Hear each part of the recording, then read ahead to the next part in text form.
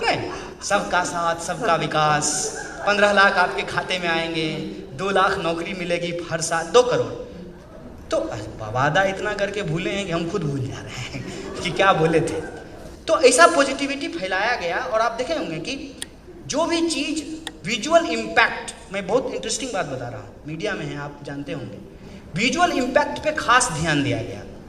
आप 2014 से पहले जो कमल देखते होंगे वो सेफ्रन होता था, उसको ब्लैक एंड वाइट कर दिया गया। अब हम लोगों को एस्थेटिक सेंस है ही नहीं। अब सुजात साहब आए थे तो काला पहन करके आए थे, पीछे ब्लू बोर्ड है, काला पहन करके आए तो कंट्रास्ट था, हम ब्लू पहन करके आए हैं, कंट्रास्ट पता ही नहीं चल रहा है, मैच कर गया है। तो हर चीज पे बहुत बारीकी से काम किया गया और इसके लिए कंपनियां होती हैं, उनको पैसा दिया जाता है। मैं बताती हूँ उसके बारे में, क्योंकि मैं अपने बारे में बताता हूँ जो मेरे साथ हुआ है। कलर चेंज वो एक लंदन के एक एनालिस्ट ने कराया। हाँ। कि वो पार्टी का सिंबल 2014 में, मेरी किताब में है बीजेपी वाली, कि it should be exactly like what people see in the EVM, it should not be saffron. They had complete, क्योंकि हिंदुस्तान में ज्यादा लोग पढ़े लिखे नहीं है, उन्होंने तो मोदी जी निकले उस दिन और उन्होंने फोटो भी खिंचवाई which was against the model code of conduct, क्योंकि वोटिंग शुरू हो गई थी कहीं। खैर मैं पॉइंट ये बनाना चाह रहा हूँ कि एक माहौल बना करके वो आ गए सरकार में आ गए। तो जैसे 2019 के बाद हुआ वैसे ही 2014 के बाद हुआ था, ऑपोजिशन छुट्टी पे चली गई। याद कीजिए, ऐसा नहीं हुआ कि 2019 के बाद अपोजिशन छुट्टी पे चली गई है, 2014 के बाद भी अपोजिशन छुट्टी पे चला गया था। विरोध कहां से शुरू हुआ था? विरोध शुरू हुआ था यूनिवर्सिटी कैंपस से। मैं कोई स्पेशल आदमी नहीं हूं, ये मैंने 135 करोड़ के इस देश में आई एम नॉट स्पेशल कि मुझे ही क्यों प्रोपेगेंडा का शिकार बनाया गया। Unfortunately for me and fortunately for the Modi ji कि मैं उस वक्त जेएनयू का प्रेसिडेंट था। मैंने एक तरफ वो चुन करके आए, एक तरफ हम चुन करके आए। अब इसमें मेरी गलती तो थी नहीं, हम चुन करके आ गए, हम जेएनयू के प्रेसिडेंट थे।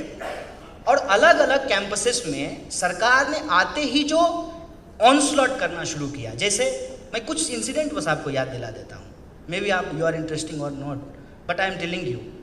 अंबेडकर पेरियार स्टडी सर्किल था आईआईटी मद्रास में, उस पर बैन कर दिया गया।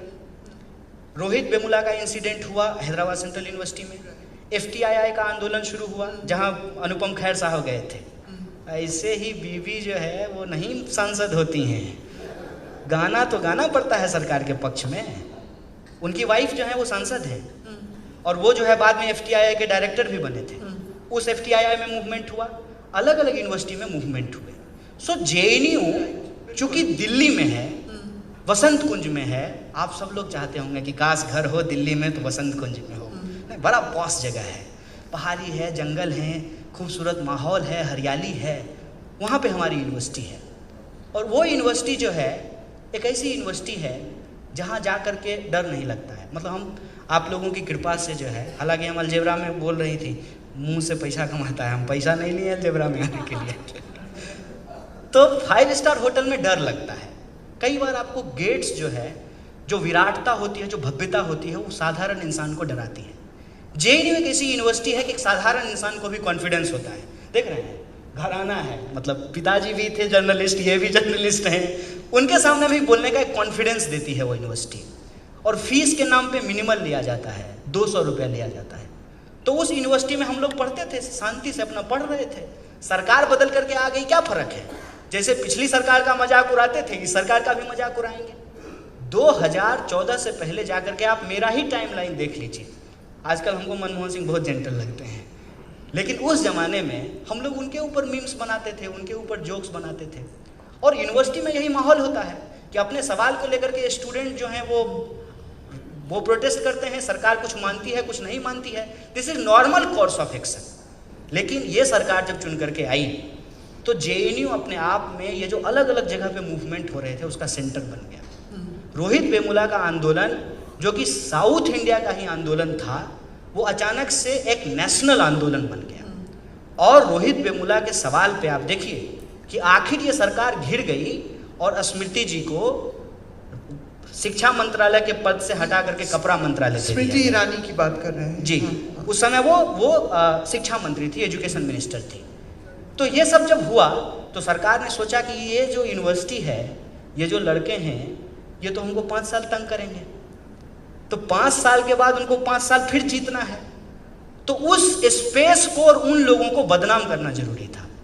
तो उन्होंने एक बहुत ही मार्वेलस तरीका निकाला कि यूनिवर्सिटी के ऊपर इस तरीके से ऑनस्लॉट किया जाए कि यूनिवर्सिटी के फेवर में जो जो लोग बोलेंगे सबको इंटरनेशनल साबित कर दिया गया। कितना आसान काम है कि एक ही तीर में अगर सबका शिकार कर लिया जाए तो सबका शिकार हो जाएगा। और आज देखिए कि वो प्रोपेगेंडा एस्टेब्लिश हो चुका है कि जेएनयू के पक्ष में जो लोग भी बोले, तमाम लोगों को इंटरनेशनल कह करके बोला जा रहा है। अमर्त्य सेन नोबेल ऑरिएट है, दुनिया उनको मानती है कि वो इकोनॉमी को मानने वाले लोग हैं, लेकिन चूंकि वो हमारे साथ आकर के खड़े हो गए, वो भी इंटरनेशनल हो गए। जो पत्रकार बोले वो भी इंटरनेशनल हो गए, जो सिनेमा जगत के लोग बोले वो भी इंटरनेशनल हो गए। अब डिफरेंस कहाँ पे है?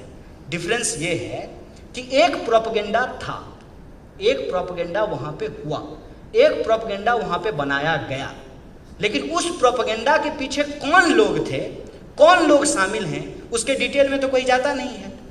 आपको अगर ये सुनाई पड़े कान में, तो कौन लोग थे मुझे बताइए। बस आप मुझे बताइए। आपको अगर कान में सुनाई दे भारत तेरे टुकड़े होंगे, तो आपको मन नहीं करेगा कि इस आदमी का गला दबा दे? किसको गुस्सा नहीं आएगा? मन करेगा कि कानून अपनी जगह पे है, बंदूक निकालते हैं, गोली मार देते हैं।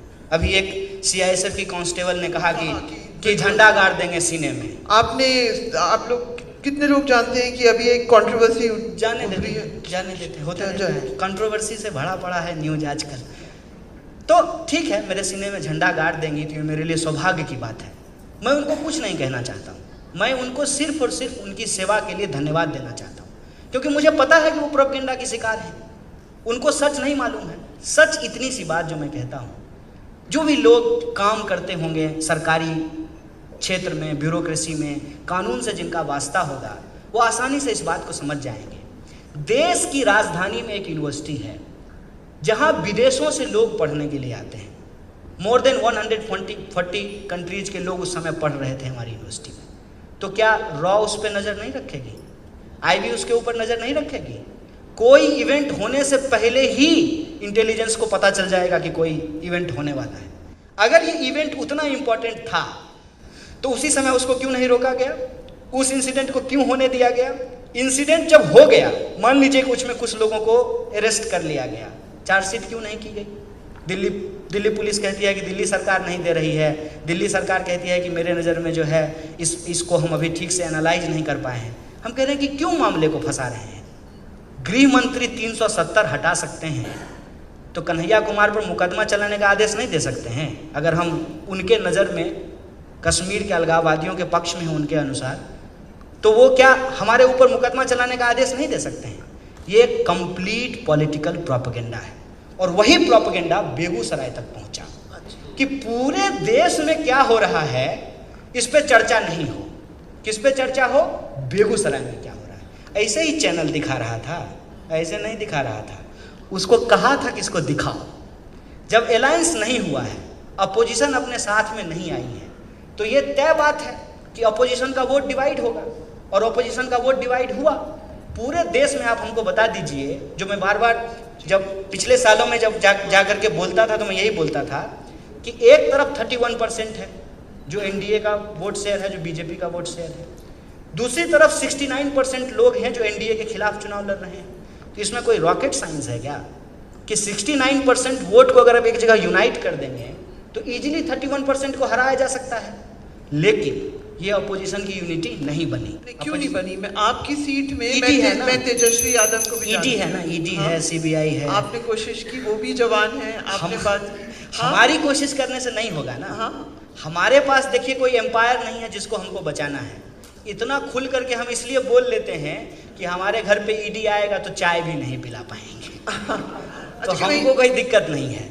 लेकिन ये जो डर है, उस डर की वजह से अपोजिशन की यूनिटी नहीं हुई। जब चुनाव परिणाम आ गए बेगूसराय के और मैं चुनाव हार गया, तो सबसे पहले क्या शुरू हुआ? बड़ा अपोजिशन बनने के लिए चले थे, बेगूसराय की जनता ने धूल चटा दिया। यही बन रहा है ना। इसको कहते हैं कि प्रोपेगेंडा को भी एक लॉजिकल कल्मिनेशन तक पहुंचाया जाता है। लेकिन मैं उनको एक बात कह देना चाहता हूँ, आप पार्लियामेंट में चले गए हैं, आप पार्लियामेंट जीत लिए हैं, देश के लोगों के साथ अभी भी वही समस्याएं हैं जिसको लेकर के हम लोग लड़ रहे थे। पार्लियामेंट आपका, संसद आपकी, सड़क आज भी हमारी है, लोगों के हक और अधिकार के लिए अपनी लड़ाई को हम जारी रखेंगे। लेकिन एक कॉन्टेक्स्ट बता दें कन्हैया, बिहार में ऑपोजिशन सिर्फ 1 या 2 सीट जीत पाया ना? एक। तो ये कॉन्टेक्स्ट भी समझना जरूरी है, क्योंकि हम लोग हैदराबाद में बात कर रहे हैं और मैं भी भूल जाती हूँ कि मैं यूपी बिहार से बाहर कभी एनालिसिस कर रही हूँ। सिर्फ 1 सीट ऑपोजिशन जीत पाया। It was completely a BJP sweep in the state of Bihar. So in that circumstances, it was a thing. मेरा ये सवाल एक अभी भी है, दिल्ली सरकार अभी बैठी हुई है